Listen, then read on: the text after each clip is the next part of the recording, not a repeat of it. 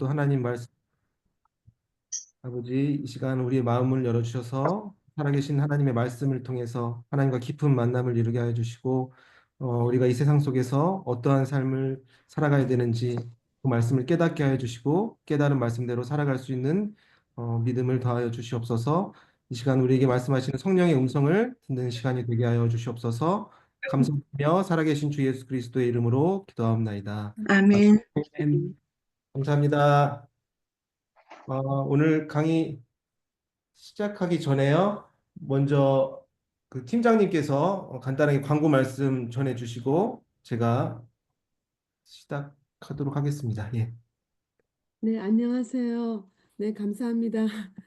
다들 열심히 읽으시고 또 반응해 주시니까 너무 은혜가 됩니다. 예, 읽으면서 너무 감사해요. 예, 다시 성경이 다시 묵상이 되고 계속해서 반복해서 묵상이 되고 그런 시간을 가지게 됩니다. 감사합니다. 다름이 아니고요. 지금 등록하셨는데 직장 일하시고 그래서 오전 중이라서 강의를 못 들으시는 분들이 강의를 너무 듣고 싶어 하세요. 그래서 지금 목사님께서 유튜브 채널에다가 이걸 올려서 링크를 통해서 볼 수 있게끔 지금 준비하고 계시거든요. 그래서 이번 주 내로 아마 올라갈 것 같습니다. 단톡방에 알려드릴 거고요. 그리고 강의는 첫 번째 강의는 녹화가 못 됐어요. 참 좋은 강의였는데 그래서 두 번째 강의랑 오늘부터는 올라갈 겁니다. 그래서 지금 이게 녹음되고 있기 때문에 나중에 보시는 분들도 공지를 받아 보실 수 있고요. 그다음에 그 단톡방에 우리 방을 열면 제일 위에 이름 나오는 부분 바로 밑에 초록 색깔 이런 이미지가 있고 그 옆에 ABC 통독 일정 하고 컴마하고 줌 링크라고 써진 글이 있잖아요. 하얀 띠가 있잖아요. 배너 같은 거요. 그죠? 예, 배너 같은 게 있는데 그걸 손으로 이렇게 톡 치시면 전체 이렇게 안 보이시죠? 예, 전체 공지가 이렇게 보입니다. 그래서 거기에 줌 링크도 있고 그다음에 일정표 매달 일정표가 있고 그다음에 거기에 이제 유튜브 링크가 올라올 겁니다. 예. 그래서 이용해 주시면 감사하겠습니다. 목사님. 공지 끝났습니다. 네, 오늘 강의 시작하도록 하겠습니다. 제가 파워포인트 공유해 드릴게요. 잠시만요.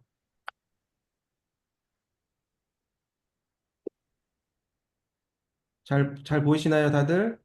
네. 네. 지금 계속 들어오고 계신 분들이 계셔가지고요.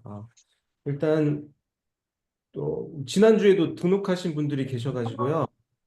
어, 제가 저희 통독반 취지에 대해서 다시 한번 잠깐만 설명을 드릴게요. 저희는 일단 성경 강의 중심이 아니라 같이 읽는 거에 초점을 맞추고 있거든요.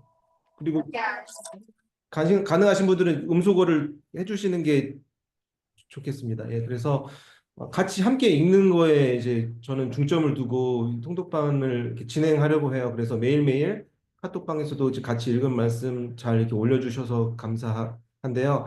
제가 지난 강의 시간 이제 끝나고 나서 또 팀장님하고 얘기하고 좀 생각을 해봤는데 첫 번째 강의 시간에는 저희가 성경 구절을 굉장히 많이 다루잖아요. 저 혼자만 읽었는데 첫 번째 시간에는 같이 읽으셨던 것 같아요. 제가 여러분들 목소리는 뭐 들리지 않지만 제가 여러분의 입술을 다 볼 수 있거든요. 그래서 어떤 분이 뭐 하고 계신지 제가 알 수가 있어요. 그래서 뭐 압박해 드리는 건 아니고 그래도 성경 말씀이니까 뭐 일하면서 들으시는 분들은 어쩔 수 없고 운전하시는 분들은 이렇게 하실 수 없지만은 가능하신 분들은 이 말씀을 제가 읽을 때 같이 읽어주시면 어떨까 이제 그런 생각을 했습니다. 그래서 오늘부터 제 이제 성경 말씀 지난주와 마찬가지로 굉장히 많이 나올 수도 있어요. 그런데 같이 우리가 아는 말씀이지만 같이 읽으시면 좋을 것 같습니다. 그 정도로 하고요. 이제 먼저 첫 장 보시면은 저희 2월 달 스케줄표가 나왔거든요. 이제 어제부로 창세기 말씀이 다 끝났어요. 여러분 너무 다들 수고하셨고요. 매일매일 이렇게 조금씩 읽으니까 큰 부담은 안 되실 거라고 저는 생각을 해요. 괜찮으시죠?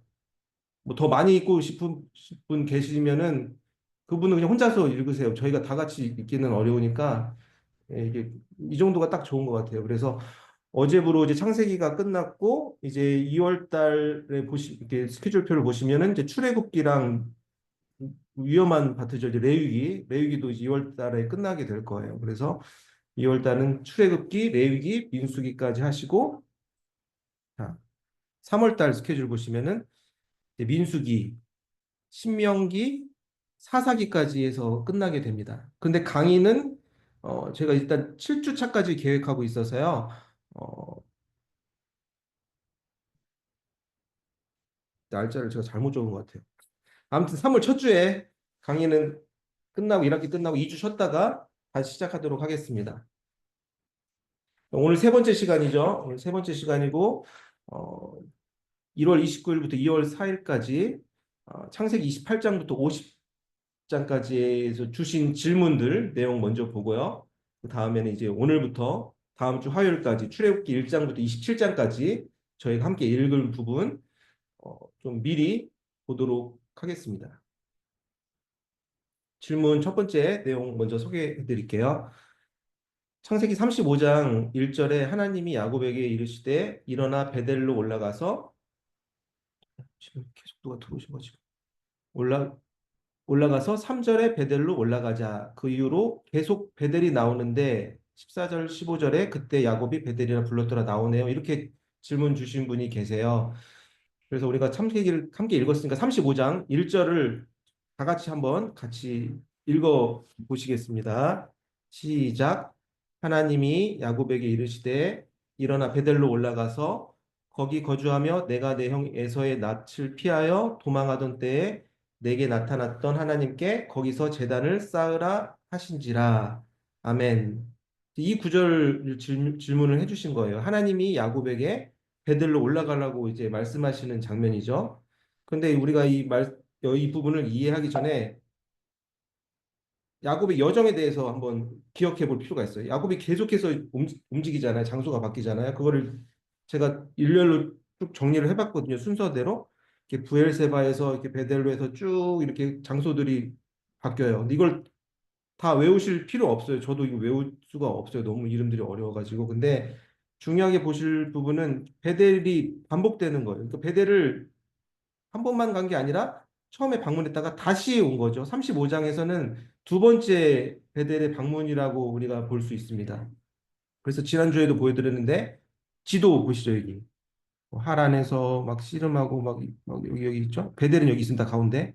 이 부분에 이제 두 번째 방문했다라는 거를 이제 기억을 하고 다시 한번 이해를 해보겠습니다. 그 베델은 하나님의 집이라는 뜻을 가지고 있습니다. 계속 들어오시네요. 그래서 야곱이 두 번 방문하였는데 지금 첫 번째는 언제 방문했냐? 창세기 28장을 우리가 기억해 볼게요. 창세기 28장 18절에서 19절 말씀 함께 읽겠습니다. 시작. 야곱이 아침에 일찍 일어나 베개로 삼았던 돌을 가져다가 기둥으로 세우고 그 위에 기름을 붓고 그곳 이름을 베델이라 하였더라. 이 성의 옛 이름은 루스더라. 그러니까 야곱이 하나님을 이렇게 꿈속에서 만났던 그 장면이죠. 그리고 나서 이제 베델이라고 야곱이 이름을 지은 거예요. 하나님의 집이라고 그 공간을. 이게 처음 이제 야곱이 베델에 왔던 순간입니다. 계속 들어오시는 늦게 들어오시니까. 잠시. 목사님, 제가 이거는 네, 읽어드릴게요. 예. 그래서 네. 빨리 그리고 끊으세요. 이제 무시하시고요. 네. 네. 그리고 이제 세월이 지났어요. 야곱이 세월이 지나가지고 35장에서 다시 야곱이 이제 베델로 이제 가는 거죠. 하나님께서 다시 베델로 올라가라고 명령하신 거죠. 우리가 함께 아까 읽었던 부분이지만 1절하고 7절 부분 다시 한번 천천히 읽어보겠습니다. 시작. 하나님이 야곱에게 이르시되 일어나 베델로 올라가서 거기 거주하며 내가 내 형 에서의 낯을 피하여 도망하던 때에 내게 나타났던 하나님께 거기서 제단을 쌓으라 하신지라. 7절 그가 거기서 제단을 쌓고 그곳을 엘베델이라 불렀으니 이는 그의 형의 낯을 피할 때에 하나님이 거기서 그에게 나타나셨음이더라. 그러니까 하나님을 만났던 곳에 다시 재방문했다는 것을 우리가 기억할 수 있습니다. 그리고 15절에 이렇게 이야기하죠. 15절 말씀 다시 한번 읽어보겠습니다. 하나님이 자기와 말씀하시던 곳의 이름을 베델이라 불렀더라. 그러니까 베델은 야곱이 20년 전에 하나님을 만났던 장소인데 자기가 이름을 졌죠. 베델이라고 하나님의 집이라고. 근데 자신이 하나님과 약속했던 서원들을 지키지 못하고 시간이 지나서 가족들과 함께 다시 이제 베델에 온 거예요. 근데 그 베델에서 제단을 쌓고 나서는 이름을 바꾸죠. 엘 베델로 바꿨다가 마지막에 다시 원래 이름을 베델로 이렇게 바꾸는, 그러니까 베델이 엘 베델이 됐다가 베델이 되었다. 이 정도로 이해하시면 될 것 같습니다. 다들 뭐 이해 잘 하신 거죠? 이게 온라인 강의의 약점이 알 수가 없어요. 여러분들 인터랙션이 잘 안 되니까 뭐 다 이해하신 걸로 알고 넘어가도록 하겠습니다. 두 번째 질문. 뭐 질문 길게 주셨는데 짧게 설명해. 제가 한번 읽어볼게요. 질문. 우리 기독교인들은 어떤 관점에서 꿈을 해석해야 할지 궁금합니다. 태몽이라든지 배우자 기도에 대한 응답 등 하나님이 꿈에서 보여주시는 확신은 어떻게 알 수 있나요? 자잘한 개꿈 같은 거 빼고 선명한 꿈으로 하나님이 보여주셨구나. 그렇게 생각이 들면 그게 그냥 제 생각인 건지 그것이 진짜 하나님의 뜻이 맞는 건지도 궁금합니다. 이렇게 질문 주셨는데요. 이게 지금 저희가 창세기에서 요셉이 꿈 해몽하고 이제 그런 장면이 있으니까 그런데 연관돼서 이렇게 주신 것 같아요. 그래서 저도 이거를 생각을 많이 해봤는데요. 여러분들도 뭐 그런 경험이 있으실 거예요. 뭐 꿈속에서 하나님이 나에게 이렇게 음성을 주시는 듯한 그런 순간이 들 때인데 저도 개인적으로 뭐 여러분께 다 말씀해 드릴 수는 없지만 인생의 중요한 선택의 순간에 하나님이 저에게 보여주셨다 이렇게 믿는 순간들이 있거든요. 근데 매일 그러진 않아요. 그래서 우리가 뭐 중요하게 생각해야 되는 게 모든 꿈이 하나님이 주시는 음성이 아닐 수도 있다. 영적인 분별이 우리에게 필요하다. 이제 그렇게 생각을 하게 되고 제가 성경 구절을 찾았는데 전도서 5장 3절 7절 말씀 저희가 같이 한번 함께 읽어보시겠습니다. 시작. 걱정이 많으면 꿈이 생기고 말이 많으면 우매한 자의 소리가 나타나느니라. 7절. 꿈이 많으면 헛된 일들이 많아지고 말이 많아도 그러하니 오직 너는 하나님을 경외할지니라. 아멘. 그러니까 우리가 꿈을 참고하는 건 좋지만 꿈이 우리 인생을 인도하는 건 아니기 때문에 이 꿈을 통해서 우리가 하나님을 경외하고 하나님께 나아가려는 태도는 분명히 긍정적인 작용을 할 수 있을 것 같아요. 그리스도인으로서. 하지만 이 꿈을 너무나 이렇게 쫓다 보면 우리 인생이 갈 길을 잃어버리고 하나님이 원하시는 길을 못 갈 수도 있다. 그 정도로 이해하면은 좀 도움이 되실 것 같습니다. 되셨죠? 넘어가겠습니다. 세 번째 질문. 창세기에서 요셉이 다시 만난 형들을 괴롭히고 감옥에 가두기도 하고 정탐꾼인데 잘못 적어 정탐꾼으로 몰아가기도 하고 그러는데 정말 진심으로 요셉이 형들을 용서한 것이 맞나요? 여러분 다 질문 이해하시죠? 요셉이 처음에 형들 만났을 때 막 감옥에 가두기도 하고 막 의심하고 이제 그런 장면이 있잖아요. 근데 뭐 결국에는 요셉이 용서하지 않았나 저는 그렇게 생각합니다. 창세기 45장 15절 말씀 같이 한번 읽어보겠습니다. 시작.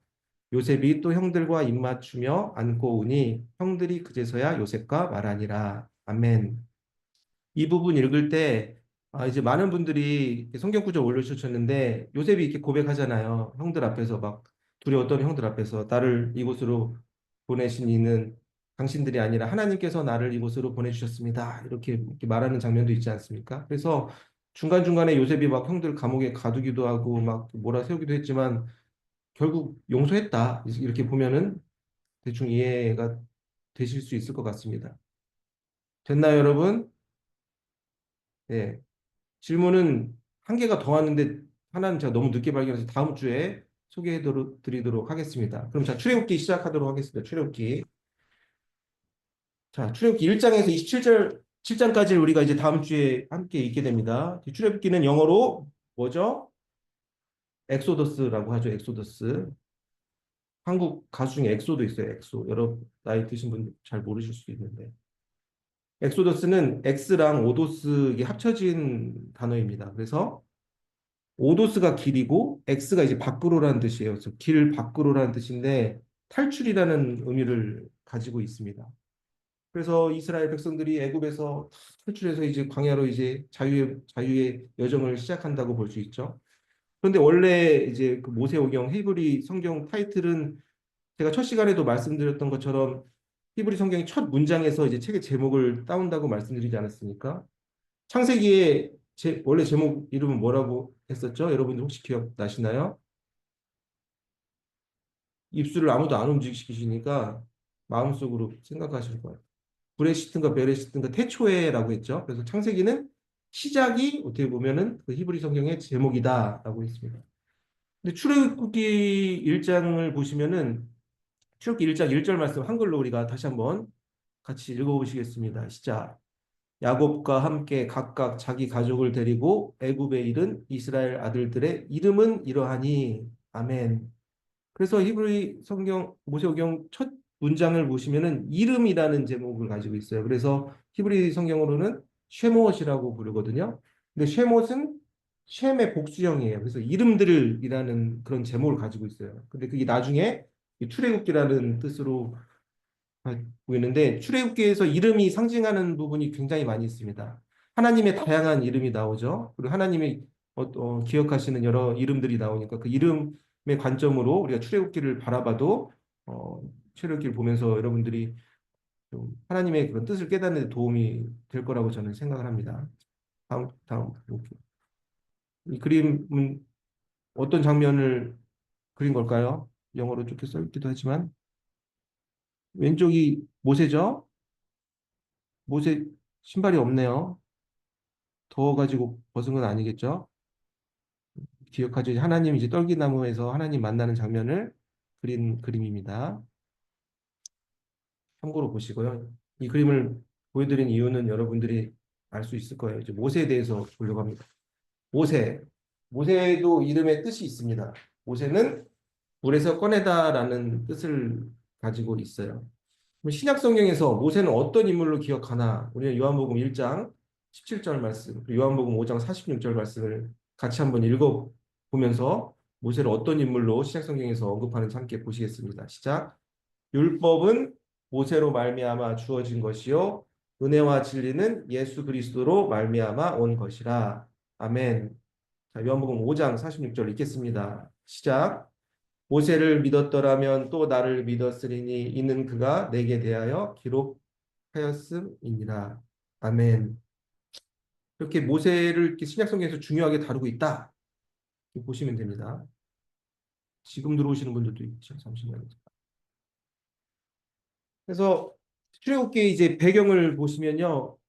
야곱의 아들들이 이제 애굽에서 요셉의 덕택으로 이제 안정된 삶을 살게 되죠. 그 후로 이제 한 430년이 지난 이후의 삶이 출애굽기의 시간적 배경이라고 할 수 있습니다.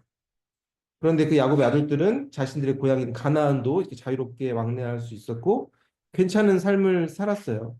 근데 이분들이 이제 처음에는 70명이었던 야곱의 자손들이 400여 년이 지나서 엄청난 수가 많아졌어요.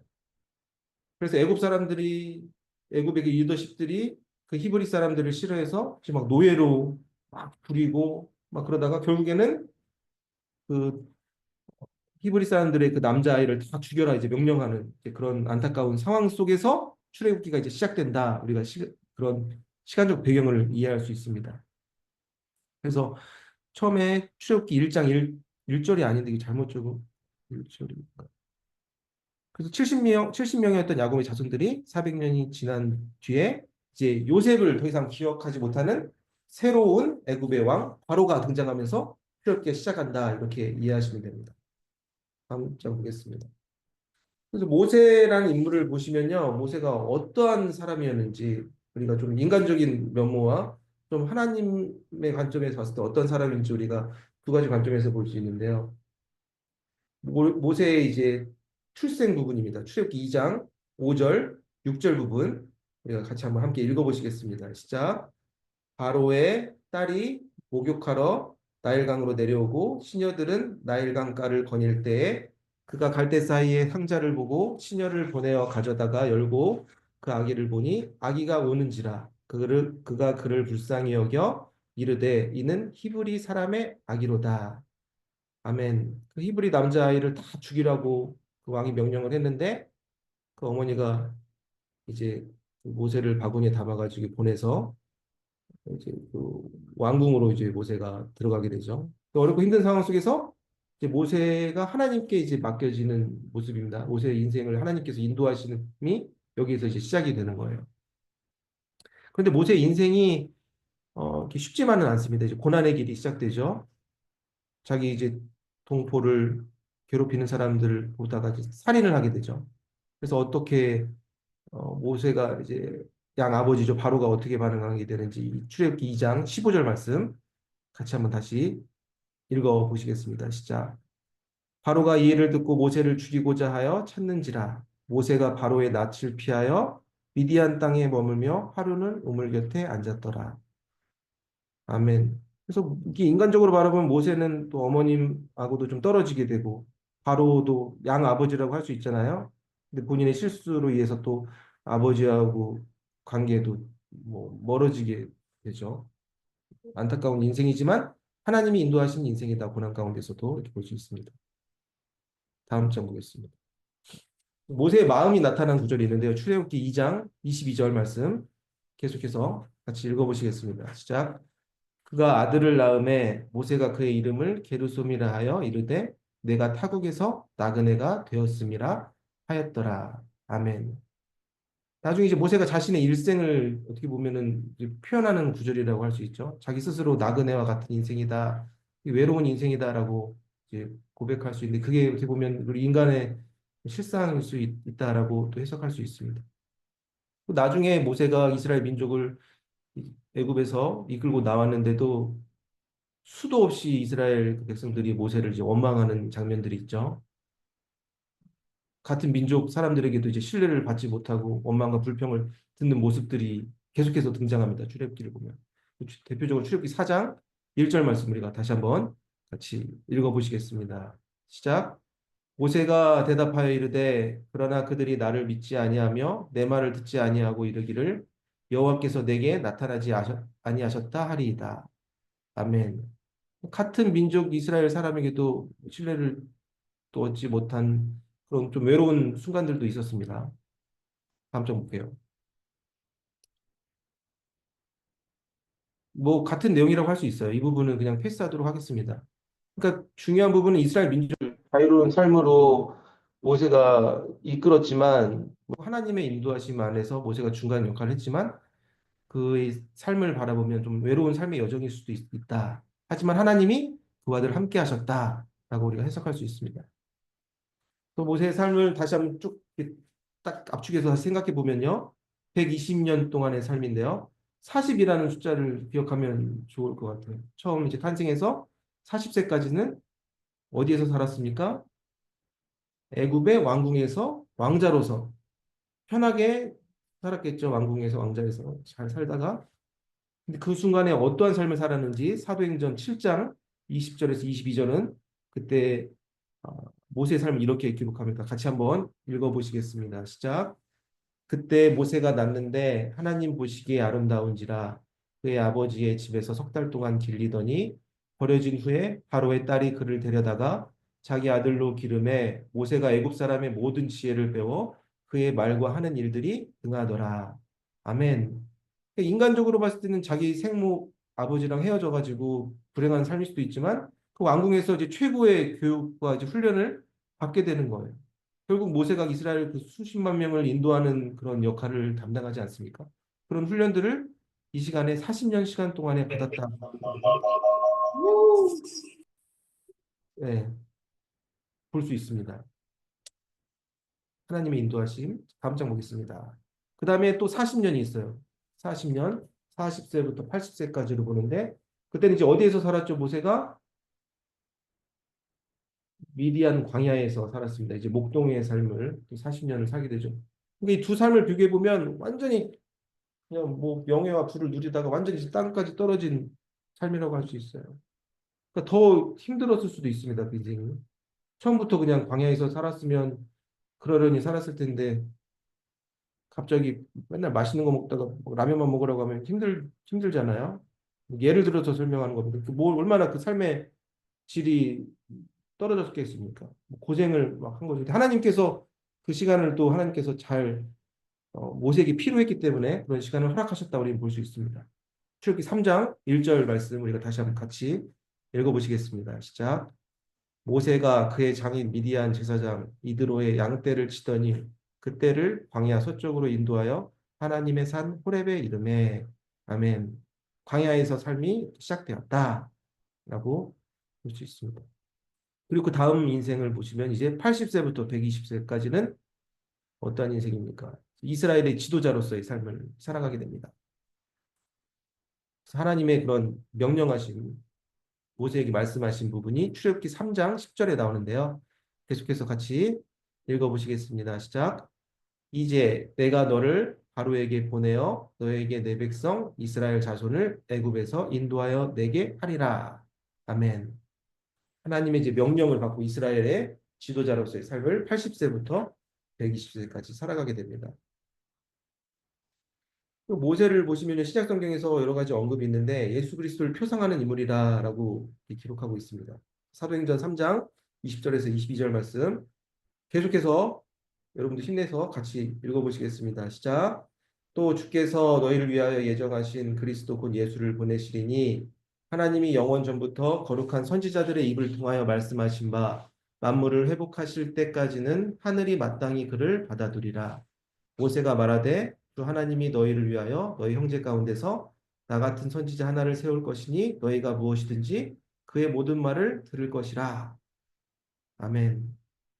그래서 모세는 예수 그리스도를 표상하는 인물이다 라고 볼 수 있습니다. 다음 부분.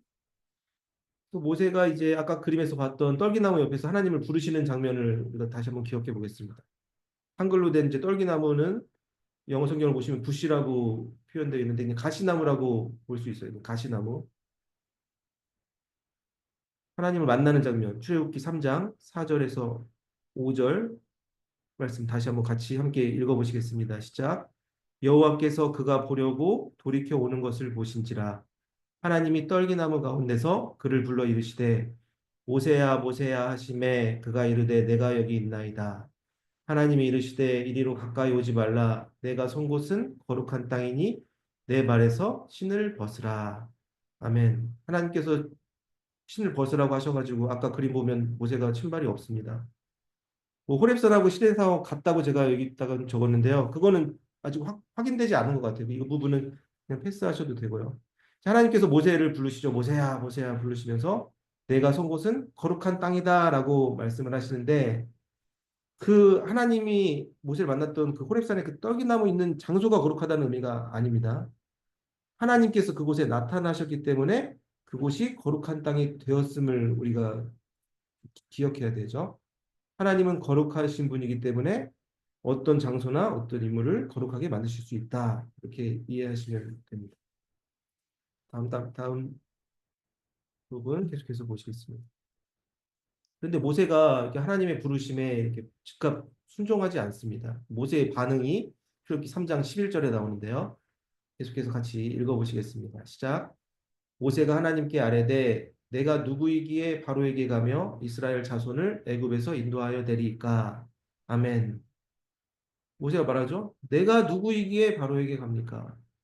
하나님 제가 알겠습니다. 이렇게 제가 가겠습니다. 한 번에 이렇게 대답하지 않았죠. 그럴 만한 이유가 있었을 거예요. 이제 나이도 많이 막 뭐 들고 아무것도 할 수 없고 이게 자신에 대한 그런 자신감이 없었던 거죠. 하나님이 부르셨음에도 불구하고. 그런데 이렇게 순종하지 못하고 하나님 음성에 두려워하고 이렇게 자신 없어하는 모세를 하나님께서는 이렇게 막 책망하지 않으세요. 제가 누군데 바로에게 갑니까? 라고 이렇게 막 따지듯이 물어보는데 하나님께서는 모세에게 다시 어떻게 말씀하십니까? 출애굽기 3장 12절 말씀 계속해서 함께 읽겠습니다. 시작.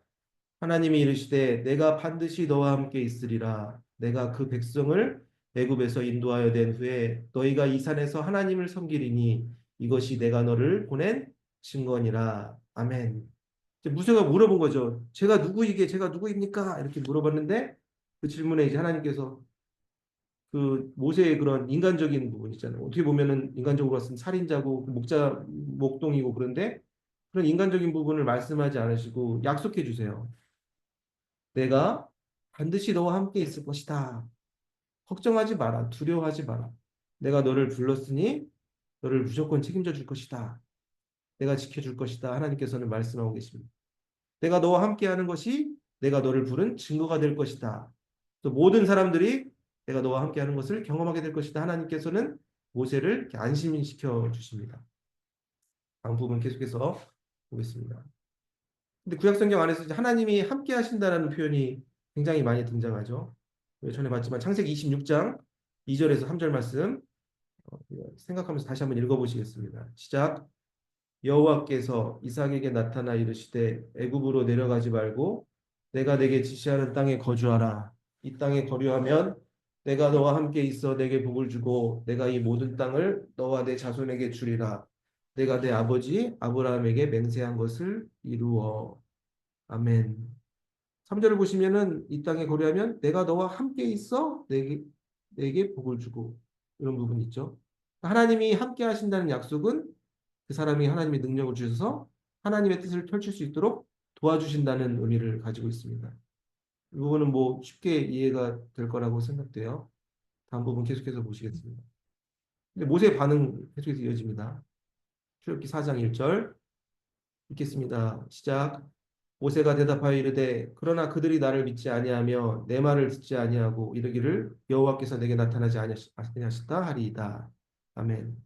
계속해서 모세가 저는 못 갑니다. 저는 할 수 없습니다. 하나님이 계속해서 설득하시는데도 안 하니까 하나님이 이제 무엇을 기적을 보여주시죠. 모세에게 어떤 기적을 보여주시죠? 지팡이. 양을 치는 그 지팡이가 뱀으로 보냈다가 다시 지팡이로 변하기도 하시고 그리고 그 손을 나병으로 변하게 했다가 또 낫는 기적을 보여주십니다. 이러한 기적을 보여주신 이유가 무엇이었을까요? 하나님이 능력의 하나님이다. 걱정하지 마라.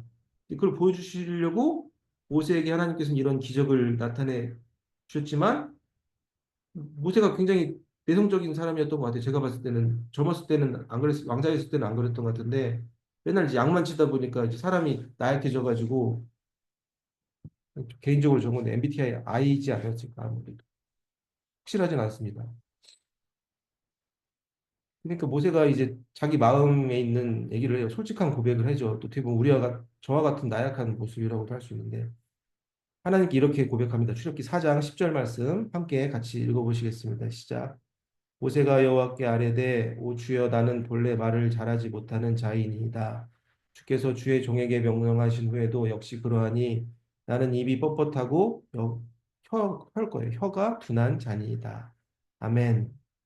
모세가 말을 하는 거예요. 저희가 말 못합니다. 그 수많은 수십만 이스라엘 백성들을 인도해야 되고 바로 왕에게 가서 또 말을 해야 되는데 제가 말을 잘할 수 있는 사람인데 어떻게 제가 그런 하나님의 명령에 순종할 수 있습니까?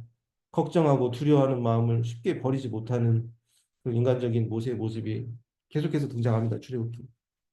그러면서 13절에 또 이렇게 고백해요. 13절 말씀. 그러니까 이제 하나님께서 말씀하십니다. 그 중간에. 내가 입술도 만들고 내가 창조자 하나님이다. 내가 너한테 할 말을 가르쳐 줄 것이다. 하나님께서는 처음에 이렇게 말씀하세요. 걱정하지 마라. 내가 너희가 무슨 말을 할지 다 가르쳐 주겠다. 그럼에도 불구하고 모세가 하나님께 이렇게 대답합니다. 13절 말씀 다시 한번 읽어보겠습니다. 시작. 모세가 이르되 오 주여 보낼 만한 자를 보내소서. 아멘. 저는 이거 여기서 오 주여 보면서 오 마이 갓 그런 느낌이 많이 오 주여 주님 갈 수 없습니다. 설득하고 막 기적을 보여줬는데도 왜 갈 수 없다고 모세가 계속해서 말합니까? 하나님을 의지하면 되는데 자신을 의지했던 거예요. 자기 상황만 보고 자기 능력만 의지했기 때문에 내가 할 수 없는 사람이라는 생각을 쉽게 버리지 못했던 그런 모세의 모습이죠. 계속해서 볼게요. 근데 이제 하나님이 이제 화나셨습니다. 출애굽기 4장 14절 말씀 계속해서 읽겠습니다. 시작. 여호와께서 모세를 향하여 노하여 이르시되 레위 사람 내 형 아론이 있지 아니하냐 그가 말 잘하는 것을 내가 아노라 그가 너를 만나러 나오나니 그가 너를 볼 때에 그의 마음에 기쁨이 있을 것이라 아멘. 하나님께서는 처음에는 막 자기가 말 못한다고 걱정하고 고백했던 모세에게 내가 너 할 말 다 생각나게 해주겠다 이렇게 약속해 주셨지만 그래도 이제 모세가 순종하지 못하니까 새로운 방법을 이제 보여주시죠. 모세 대신 말할 사람 형 아론을 세워주시는 모습을 출애굽기 내용에서 볼 수 있습니다. 그래서 출애굽기 4장 16절에 하나님의 말씀이 이어집니다. 이렇게 있습니다. 시작. 그가 너를 대신하여 백성에게 말할 것이니 그는 내 입을 대신할 것이요 너는 그에게 하나님같이 되리라. 그러니까 각자가 맡겨진 역할이 있는 거예요. 그 부분을 볼 수 있습니다. 출애굽기 5장 1절, 2절 말씀 계속해서 읽어보겠습니다. 시작. 그 후에 모세와 아론이 바로에게 가서 이르되 이스라엘의 하나님 여호와께서 이렇게 말씀하시기를 내 백성을 보내라. 그러면 그들이 광야에서 내 앞에 절기를 지킬 것이라 하셨나이다. 바로가 이르되 여호와가 누구이기에 내가 그의 목소리를 듣고 이스라엘을 보내겠느냐? 나는 여호와를 알지 못하니 이스라엘을 보내지 아니하리라. 아멘. 출애굽기 5장에서 이제 바로의 얘기를 들어보면 하나님께서 10가지 재앙을 내리시는 이유에 대해서 우리가 확인할 수 있습니다. 바로가 어떻게 반응하죠? 2절 보면은 여호와가 누구이기에 하나님이 누구시냐? 나는 너희들을 보내는 것을 허락할 수 없다. 이렇게 바로가 반응하죠. 이 바로의 반응 때문에 이제 하나님이 어떤 분이신지를 이제 무섭게 보여주십니다. 10가지 재앙을 내려서 이제 보여주신다. 그럼 이제 애굽 땅에 무서운 죄악들 10가지가 내립니다. 그 재앙을 내리시는 하나님의 마음을 출애굽기 7장 5절은 이렇게 기록합니다. 7장 5절 부분 함께 계속해서 읽겠습니다. 시작. 내가 내 손을 애굽 위에 펴서 이스라엘 자손을 그 땅에서 인도하여 낼 때에야 애굽 사람이 나를 여호와인 줄을 알리라 하시매. 아멘. 내가 내 손을 애굽 위에 펴서 이게 하나님이 이제 재앙을 주시겠다라는 그런 어떻게 보면 무서운 경고의 메시지죠. 그래서 결국 하나님께서는 애굽 왕 바로와 애굽 사람들에게 이스라엘 백성들을 인도하시는 분이 하나님이 어떤 사람인지를 이제 알게 해주신다. 재앙을 이제 경고하시는 모습입니다. 출애굽기 9장 14절 말씀 계속해서 재앙에 관련된 메시지인데 이렇게 읽어보시겠습니다. 시작. 내가 이번에는 모든 재앙을 너와 내 신하와 내 백성에게 내려 온 천하에 나와 같은 자가 없음을 내가 알게 하리라. 아멘. 하나님이 모든 재앙을 내리시는 이유에 대해서 직접 말씀하시는 장면입니다. 그래서 뭐 다른 구약 성경 말씀을 보시면은 하나님께서 이렇게 뭔가 재앙이라든가 그런 걸 내리셔가지고 하나님의 어떤 분인 줄 알게 하시는 장면들이 있습니다. 그래서 에스겔서 28장은 읽지 않고 그냥 보시면 되고요. 그래서 출애굽기 내용을 7장부터 15장까지 보시면 이제 10가지 재앙들이 쭉 내리는 장면들이 있거든요. 그 내용은 자세히 보지는 않겠습니다. 시간이 없으니까요. 그걸 다 다루기는 조금 어려워서 여러분들이 그냥 그 부분은 보시면 되겠습니다. 그 모세를 이제 부르시는 하나님의 그런 순간 가운데 이제 중요한 부분을 우리가 볼 수 있는데요. 출애굽기 6장 2절 말씀 계속해서 함께 읽어보시겠습니다. 시작. 하나님이 모세에게 말씀하여 이르시되 나는 여호와이니라. 아멘. 이 부분이 중요한 게요. 하나님이 자기가 누군지를 분명히 이제 말씀해 주시는 장면이에요. 내가 여호와다. 그러니까 하나님께서 사람들에게 알려주신 이름이 이제 등장하는 장면입니다. 그래서 영어로는 로드라고 표현되어 있지만 유대인들은 아도나이라고 부르고 천주교에서는 야훼라고 부른다. 하나님은 유일한 신을 표현하는 개신교. 하나님의 이름들이 다양한 이름들이 우리가 창세기에서도 봤죠. 등장하는데 이게 정리하면 이렇게 쭉 이렇게 볼 수 있어요. 이거 한번 쭉 천천히 읽어볼까요? 시간이 좀 남았으니까 그러면은 한번 천천히 쭉 우리가 하나님의 이름을 보면서 어떤 하나님인지 우리가 기억하는 의미로 함께 읽어보겠습니다. 야훼 여호와 항상 살아계시며 스스로 존재하시는 하나님. 엘올람 영원하신 하나님. 엘로이 감찰하시는 하나님. 엘로힘 전능하신 하나님. 아도나이 주인 되신 하나님. 야훼 나케 벌하시는 하나님. 야훼 니시 야훼는 나의 깃발. 야훼 라파 치료하시는 하나님.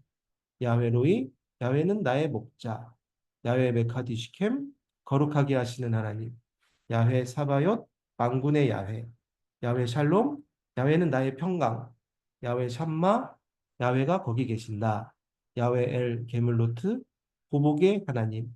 야훼 이레 여호와 이레 야훼께서 준비하신다. 야훼 치두게노 야훼는 우리의 야훼 체바오트 만군의 하나님. 이걸 알고 인간에게는 될 것 같아요. 나중에 뭐 정리하실 때 한번 쭉 보시고 또 기억해 보시면은 성경 읽으면서 하나님의 어떤 분이신지 우리가 기억하는 데 도움이 될 수 있을 거라 생각됩니다. 계속해서 볼게요. 다음 부분. 6월절 부분 볼게요. 출애굽기에서 6월절이 굉장히 중요한데요. 시간이 빨리 가니까 빨리 보도록 하겠습니다. 6월절은 영어로 이제 패스오버라고 하죠. 이제 성경의 절기 중에서 첫 번째로 우리가 즐기는 어, 이제 절기라고 할 수 있습니다. 애굽에 이제 하나님께서 10가지 재앙을 내리시잖아요. 근데 마지막 재앙이 뭐였습니까? 장자들을 이제 다 죽이는 그런 재앙을 주셨죠. 그런데 이스라엘 민족은 그런 하나님의 도움으로 재앙에서 구원받게 되는 거죠. 열 번째 재앙이 끝나면서 이제 이스라엘 민족들은 애굽에서 나와서 그런 노예의 신분에서 이제 자유의 몸이 되게 됩니다. 그런데 그 재앙이 내리시는 하나님께서 내리시는 부분을 보면 애굽의 그 아홉 번째까지 재앙 내리실 때까지만 해도 이제 이스라엘 백성과 애굽 백성을 이제 구별하셨던 하나님의 모습을 출애굽기에서 우리가 볼 수 있습니다. 그래서 이스라엘 백성이 뭐 살고 있는 지역이나 뭐 가축이나 그런 데 피해가 없었어요. 그런데 이제 열 번째 재앙은 이제 그들이 피할 수 있는 방법을 하나님께서 주신 거죠. 장자의 죽음으로부터 피할 수 있는 방법을 구체적으로 이제 알려주시는 부분입니다. 그 재앙을 넘어갈 수 있는 패스오버 할 수 있는 방법을 알려주시는 부분이 출애굽기에 중요하게 등장을 합니다.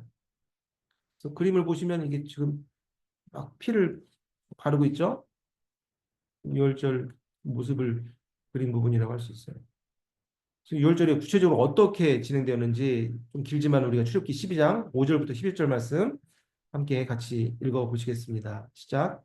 너희 어린 양은 흠없고 1년 된 수컷으로 하되 양이나 염소 중에서 취하고 이달 열 나흘 날까지 간직하였다가 해질 때 이스라엘 회중이 그 양을 잡고 그 피를 양을 먹을 집 좌우 문설주와 안방에 바르고 그 밤에 그 고기를 불에 구워 무교본과 쓴 나물과 아울러 먹되 날것으로나 물에 삶아서 먹지 말고 머리와 다리와 내장을 다 불에 구워 먹고 아침까지 남겨두지 말며 아침까지 남은 것은 곧 불사르라. 너희는 그것을 이렇게 먹을지니 허리에 띠를 띠고 발에 신을 신고 손에 지팡이를 잡고 급히 먹으라. 이것이 여호와의 유월절이니라. 아멘. 어떻게 그 재앙을 피하고 어떻게 이제 빨리 이제 거기서 나가야 되는지 구체적인 방법을 하나님께서는 알려주고 계신 거예요. 그래서 유월절의 의미를 우리가 생각해 보면요.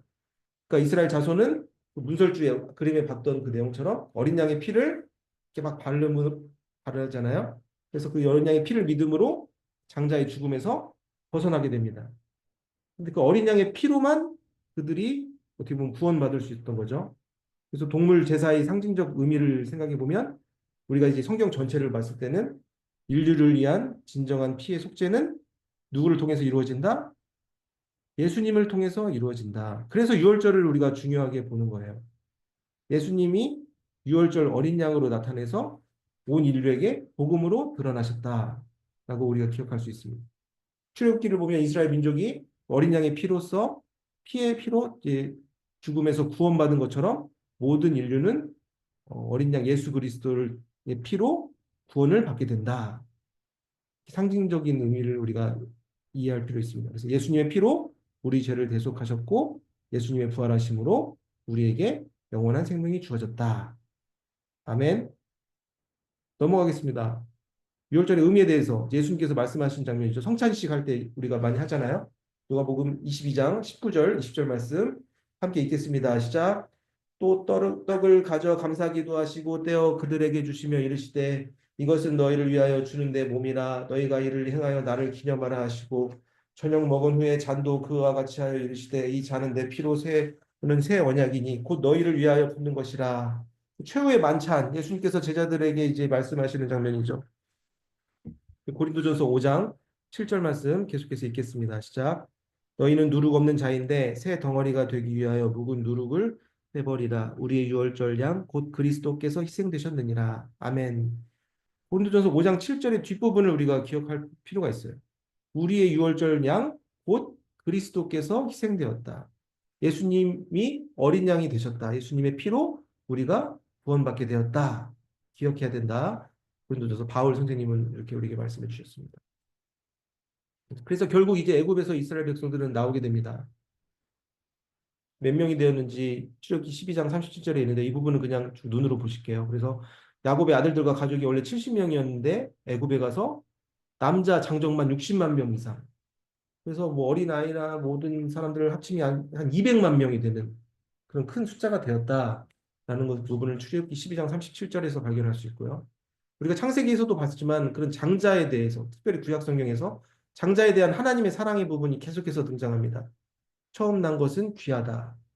거룩히 구별해서 나에게 주어라. 라는 부분이 13장에 나옵니다. 이 부분도 패스하도록 하겠습니다. 지금 시간이 되니까. 그래서 이스라엘 백성들이 애굽을 탈출해서 이렇게 이제 여행하는 부분을 이렇게 지도로 형상한 건데요. 이렇게 보시면은 우리가 성경에서 본 지명들이 이렇게 쭉 나옵니다. 이거를 따라서 뭐 어떠한 여정을 거쳤는지 여러분들이 참고로 보시면 좋을 것 같습니다. 왼쪽이 고센이죠. 이쪽에서 나와서 이제 쭉 여기저기 떠돌아다니는 나그네 인생 볼 수 있습니다. 다음 장 보겠습니다. 근데 이제 그들을 하나님께서 인도하시는데 특별한 좀 멋있는 모습이 있죠. 출애굽기 13장 21절. 하나님 어떻게 그들을 인도하시는지 함께 보겠습니다. 시작. 여호와께서 그들 앞에서 가심에 낮에는 구름 기둥으로 그들의 길을 인도하시고 밤에는 불 기둥을 그들에게 비추사 낮이나 밤이나 진행하게 하시니 아멘. 익숙하죠? 구름 기둥, 불 기둥 여러분들 우리 예배 시간에 많이 우리가 사용하는 단어이지 않습니까? 그러니까 출애굽기에서 많이 나와요. 구름 기둥, 불 기둥이. 근데 이게 하나님이 함께 하심을 이제 눈으로 보여주는 현상이라고 이해할 수 있습니다.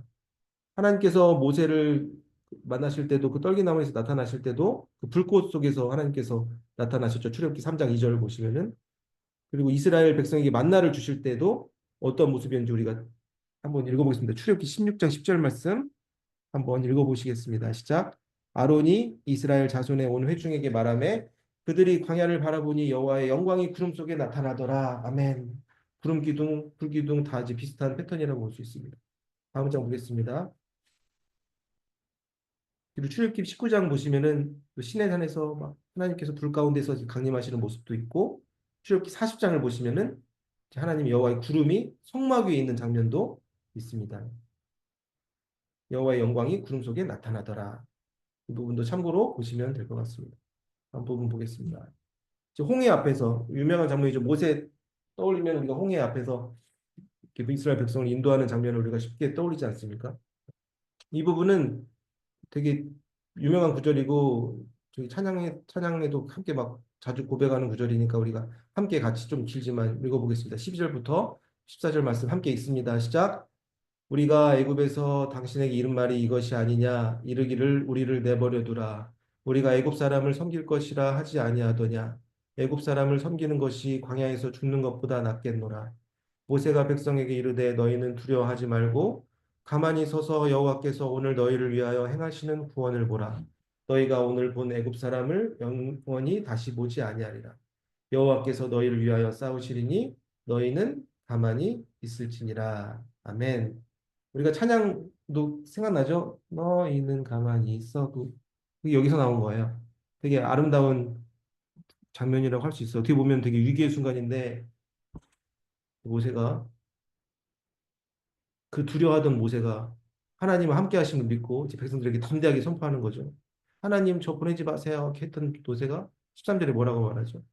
두려워하지 말고 가만히 서서 나는 할 수 없으나 하나님께서 오늘 너에게 행하시는 구원을 보라. 담대하게 선포하는 그런 모습을 볼 수 있습니다. 만나 외출하기 부분은 패스할게요.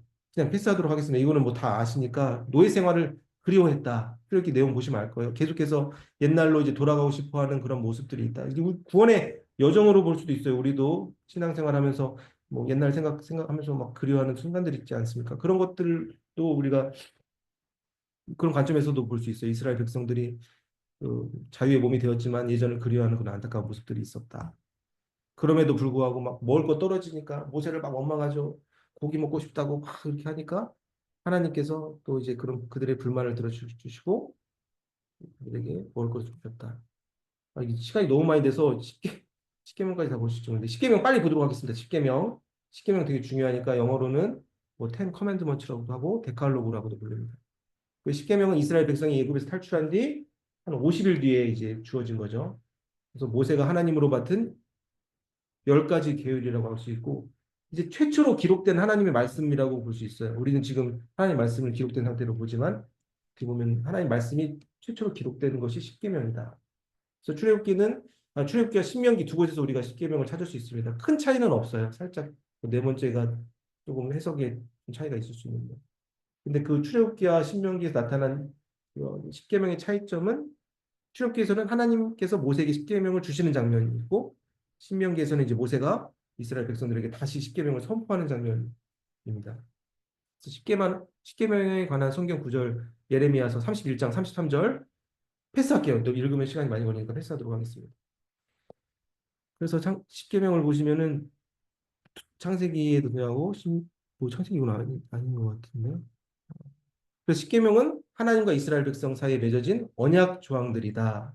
그 십계명은 하나님께서 이스라엘 백성에게 요구하시는 하나님 앞에서 어떻게 살아야 되는지, 이웃과의 삶에서 어떻게 살아야 되는지 구체적인 모습을 알려주셨다. 거룩한 삶을 살아갈 수 있는 방법을 십계명을 통해서 알려주신 것이다.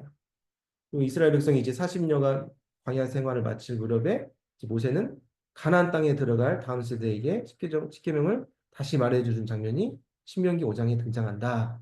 이렇게 보시고 나중에 또 신명기 말씀을 보시면 이해하는 데 도움이 될 것입니다. 신약 성경에서 십계명을 이렇게 언급하는 장면이 있는데요. 어, 이것도 넘어가도록 하겠습니다. 이거 나중에 한번 보시고요. 그 에베소서에서도 십계명 말씀을 언급하는 부분이 있고 이게 좀 중요한데 십계명이 전문이라고 하죠. 십계명을 하나님 말씀하신 이유에 대해서 우리가 주목할 필요가 있습니다. 이 창세기가 아니라 출애굽기인데 제가 잘못 적은 것 같아요. 네, 죄송합니다. 출애굽기 20장 1절 2절 부분 함께 읽어보시겠습니다. 시작.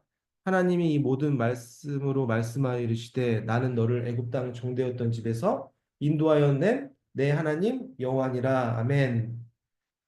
그래서 이스라엘 백성들에게 하나님께서 십계명을 전하시기 전에 이 말씀을 하신 거예요. 이 계명들을 지켜야 될 의무에 대해서 이제 분명하게 하나님께서 말씀해 주신 거죠. 내가 너희들을 종의 삶에서 구원한 하나님인 것을 기억하라는 메시지가 십계명에 담겨져 있습니다. 그래서 십계명을 순종하는 삶을 살아가는 것이 하나님께서 그들을 애굽에서 인도하여 내시고 자신의 백성 삶으신 목적을 이식하는 삶이다. 그것을 이제 주지시키기 위해서 하나님께서 십계명을 주신 것입니다. 그래서 그냥 십계명을 딱 통해서 우리가 이해할 수 있는 것은 하나님께서는 이스라엘 백성들에게 하나님께서 그들을 위해 행하신 일들을 기억하고 구원의 목적에 일치하는 삶을 살아가라고 요구하시는 게 십계명에 담겨져 있다라고 이해하시면 됩니다. 다음 장 보겠습니다. 이제 마지막 슬라이드인데 우리가 시간 거의 다 됐지만 함께 사사기 6장 8절 말씀, 예레미야 34장 14절 말씀 같이 읽고 오늘 강의 끝내도록 하겠습니다. 6장 8절 말씀 같이 읽겠습니다. 시작.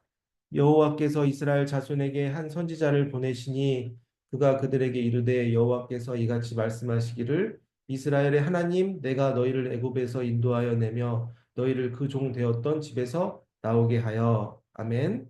예레미야 34장 14절 말씀입니다. 이스라엘 하나님 여호와께서 이와 같이 말씀하시니라 내가 너희 선조를 애굽 땅 종의 집에서 인도하여 낼 때에 그들과 언약을 맺으며 이르기를. 즉 십계명에 대해서 이제 예레미야에서 말하고 있는 거죠. 하나님께서 그들과 맺은 언약이다라고 말씀하고 있습니다. 강의는 여기까지 하겠습니다. 제가 좀 마지막에 부분에 조금 빨리 하려고 했던 게 한 시간을 가능하면 안 넘기려고 해요. 그래서 여러분들이 좀 이해해 주시고 제가 파워포인트 띄워 드릴 테니까요. 여러분들 다시 한번 보시면서 빨리 읽은 부분은 천천히 읽으면서 또 출애굽기 말씀과 같이 읽어보시면 도움이 될 것 같습니다. 저희가 창세기를 함께 읽긴 했지만 제가 강의에서 모든 부분을 다루지는 못했어요. 사실 한 장 한 장만 해도 시간이 굉장히 많이 걸린 부분이라 핵심적인 부분만 이제 제가 짚고 넘어가서 여러분들에게 뭐 궁금한 점이 많이 있을 수도 있는데 그런 부분이 있으시면 저한테 질문을 주시고 저것도 최대한 또 알려드리고 우리가 모든 부분을 이해할 수는 없지만 이렇게 같이 읽어 나가면서 하나님이 어떻게 일하셨는지를 같이 조금씩 이렇게 발견해 나가는 시간이 되었으면 좋겠습니다. 이상으로 오늘 강의는 여기까지 하고 마치도록 하고요. 마지막으로 오늘 어, 저희를 위해서 우리 또 통독반을 위해서 최인숙 권사님께서 기도해 주시고 오늘 강의 마치도록 하겠습니다. 마이크 좀 켜주세요.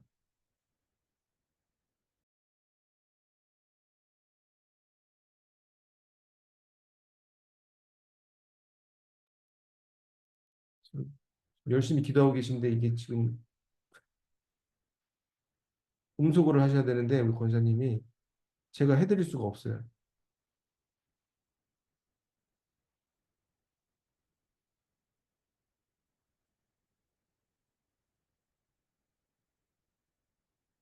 이거 모르시나 본데